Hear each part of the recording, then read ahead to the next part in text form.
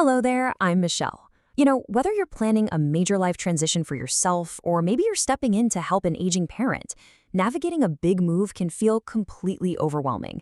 And that's exactly why I've put together this explainer. Think of this as your gentle, essential guide for homeowners and families who are facing that daunting task of clearing out an entire home. So let's walk through this together, step by step. Are you staring down a massive home clear out right now? If you are, I just want to take a second to acknowledge the emotional and physical weight you might be carrying. Clearing out a home, especially if it's after the loss of a loved one, a move to senior living, or a really big downsizing, well, it's rarely just about the stuff, is it? It's about memories, a lifetime of collecting, and closing a really significant chapter. So it is perfectly normal to feel totally overwhelmed by the sheer volume of possessions. But the really good news here, you absolutely do not have to do the heavy lifting alone. So what's the best approach? Well, one of the most practical solutions out there is hosting a professional estate sale. Now, a lot of families kind of confuse this with a standard garage sale, but let me tell you, dragging a few boxes of unwanted mugs to the driveway, this is not. An estate sale is a complete liquidation of a home's contents. We're talking everything from furniture, artwork, and kitchenware, all the way down to tools, clothing, and personal items. They're all priced and sold to buyers who come right to the home, usually over a busy weekend. It's a full-service solution designed to move a large amount of property quickly, efficiently, and honestly with as little stress to you and your family as possible. When you hire a professional team, they follow a very specific, structured process. First up, they come in and assess the home to estimate the potential proceeds. If you decide to move forward, phase 2 is the prep, and this is the best part. This is where they handle all the sorting, staging, and pricing. You literally don't have to lift a single finger. Phase 3 is running the actual sale itself, where they manage all the advertising and handle the crowds of buyers. And finally, phase 4 is the cleanout. After the sale weekend wraps up, most companies offer services to pack up and remove whatever didn't sell, leaving the home completely empty and ready to hit the real estate market or be handed back to a landlord. Okay, let's talk about the financial side of things, 30 to 50%. Now, take a deep breath. I know that commission percentage might give you a little sticker shock at first glance, but here's the thing. Most estate sale companies do not charge you a dime up front. Instead, they take this percentage as a commission straight from the gross proceeds of the sale. The exact rate you'll pay really depends on the volume of your items, their estimated value, and just how much prep work the house is going to need. While it might seem like a pretty big slice of the pie, I really want to reassure you about the immense value this fee actually provides. Let's actually look at what that commission covers. A reputable company is stepping in and doing a massive amount of specialized work. They handle the appraisals and the pricing, which, trust me, takes incredible local market knowledge to get right.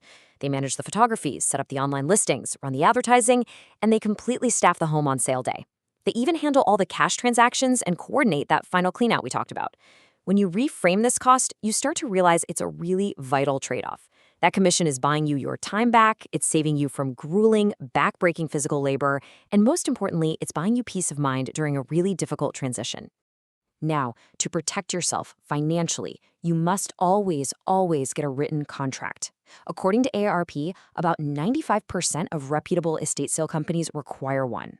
So if a company tells you they don't use contracts, consider that a massive red flag. As your guide through this, I highly recommend asking for a full written breakdown of any potential fees before you sign your name to anything. Sometimes a company might advertise a really low commission rate to get your business, but then they'll surprise you with hidden, separate charges for setup, staging, or advertising. Transparency is absolutely key here. Families ask me all the time, Michelle, what should we actually expect to make from all this? Let's look at some realistic, average numbers to put it in perspective. A typical estate sale generates somewhere between $18,000 and $20,000 in gross proceeds. After factoring in a standard 35 to 40% commission, the homeowner's take-home pay is usually between $10,000 and $13,000. Now, of course, this is going to vary a lot depending on exactly what's being sold and your specific local market. But having these baseline numbers in mind helps your family know exactly what financial outcome to anticipate, which takes a whole lot of the guesswork out of the process. And that brings us to something that almost always surprises the families I work with. A lot of times, the items we assume hold the absolute greatest financial value simply don't. Meanwhile, the things we might totally overlook are incredibly sought after. There's a very real divide between what is in super high demand right now and what often underperforms in the current market. So let's take a closer look at what buyers are actually hunting for today. Believe it or not, items that sell incredibly well today include mid-century furniture, old workshop tools, vintage kitchenware, and yes, even costume jewelry. Good art and quality electronics also tend to move really quickly. But on the flip side, those beautiful formal china sets, they rarely sell well because, well, quite frankly, people just don't entertain the same way they used to. And those big exercise bikes, they often just end up as expensive clothes hangers and really struggle to find buyers. A skilled estate sale company knows this market reality inside and out, and they'll price your items accordingly to maximize your return. Because finding a good company makes all the difference in the world. I do have to share a quick word of caution with you. The estate sale industry is largely unregulated. There is no national licensing requirement that these businesses have to hold, which means the quality of service can vary wildly from one company to the next. Because of this, doing your homework before inviting a company into your home is absolutely essential. To empower you in this search, I always say start by reading local reviews on sites like estatesales.net or estatesales.org. Don't be shy about asking the company for recent client references. Or better yet, go visit a sale they're currently running. You can see firsthand how they treat the home, the items, and the customers. Finally, interview multiple companies. Their communication style, their level of empathy, and their professional approach. Those things matter just as much to your family's peace of mind as their commission rate does. And please remember, you do not have to search for these professionals completely from scratch. If you're working with a senior real estate specialist, an SRES, lean on them. Part of my role as an SRES isn't just handling the real estate transaction, it's acting as a connector for my clients. I can introduce you to trusted, reputable local estate sale companies that already have proven track records. Coordinating the home clear-out alongside the sale of the house smoothly, that's the ultimate goal. And having the right team in your corner makes all the difference. When you're mapping out your planning, just know that most companies are going to need a lead time of at least 2 to 4 weeks.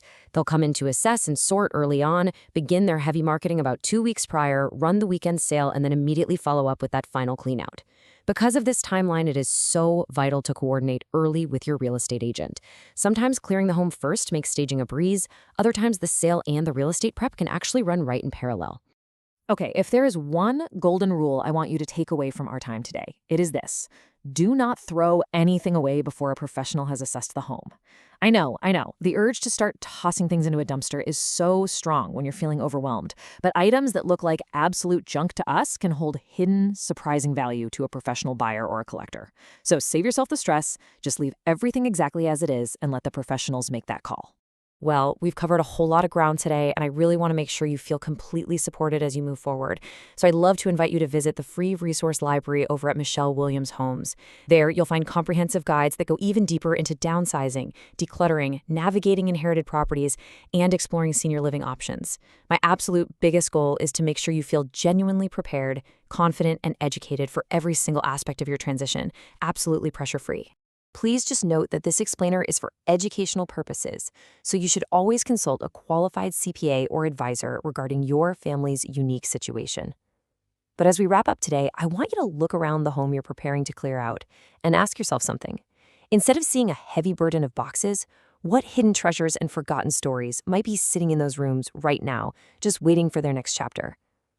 Thank you so much for letting me be your guide today. You've got this.